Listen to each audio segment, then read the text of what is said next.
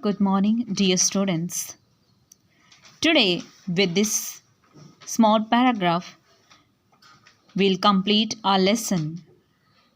The name of the lesson is The Mystery of the Whispering Ghost. First, I will read this small paragraph. Then, I will explain to you the whole story. The big green moth flexed its wings twice and then, in a magical moment, it flew up out of the jar and into the air. Higher and higher the moth flew, with moonlight shining on its wings, and then it disappeared into the night. "Goodbye, moth," called Morgan. "Goodbye, whispering ghost," whispered Paul. Once again, I repeat the same paragraph. The big green moth flexed its wings twice and then, in a magical moment, it flew up out of the jar and into the air. Higher and higher the moth flew, with moonlight shining on its wings, and then it disappeared into the night. "Goodbye, moth," called Morgan. "Goodbye, whispering ghost," whispered Paul. Yesterday we have seen Morgan and Paul brought out the jar out of the house and placed it in a ground, and they were trying to let it go, the moth. So, this small paragraph explains us that they brought that moth, and the moth fixed its wings and then flew into the air. Higher and higher the moth flew into the moonlight, and the moth's wings were shining. And after some time it disappeared into the night.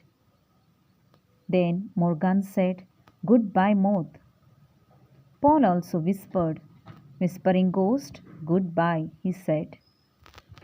Dear students, now I am going to explain to you the whole story. Listen carefully.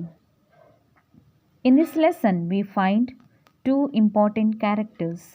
One is Paul and the other one is Morgan. Morgan is Paul's sister.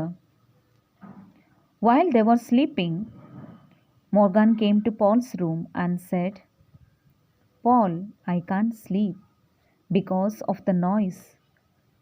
Then Paul said, "What noise?" Then she said, "There is a ghost in my room." For Paul it was very strange, and he said, "Come, let us go and see." They went to Morgan's room in search of a ghost. As soon as Paul went, he switched on the lights, and the whispering stopped. Then Morgan said, "Maybe the ghost is afraid of you. That's what. It is not coming out." Then Paul waited for some time while Morgan went to sleep. Paul sat in the chair and waited for some time. Because of the room was dark, the ghost again started the whispering sound.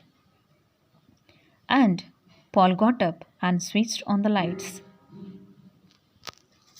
When the light was on, he did not hear any noise.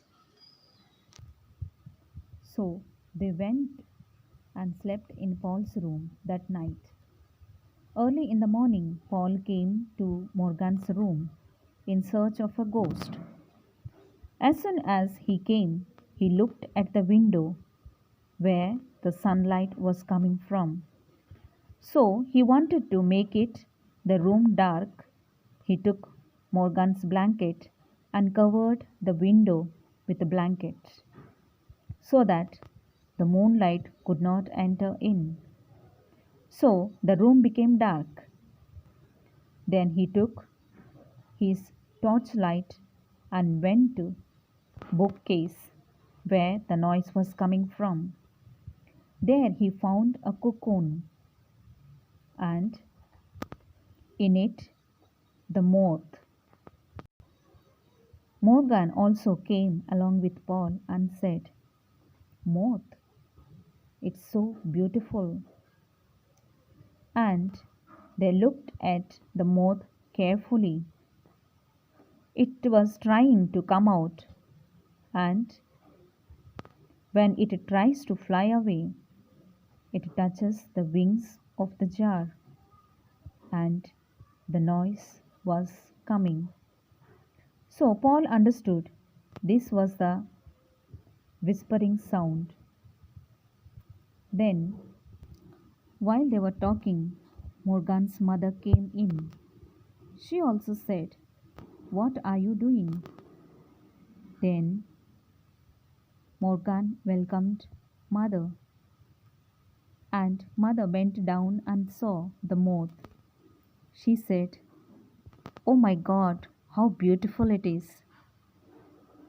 Then, after that, in the evening, Morgan and Paul took the jar out of the room and placed it in the ground. Then they opened the top of the jar so that the moth can fly into the air.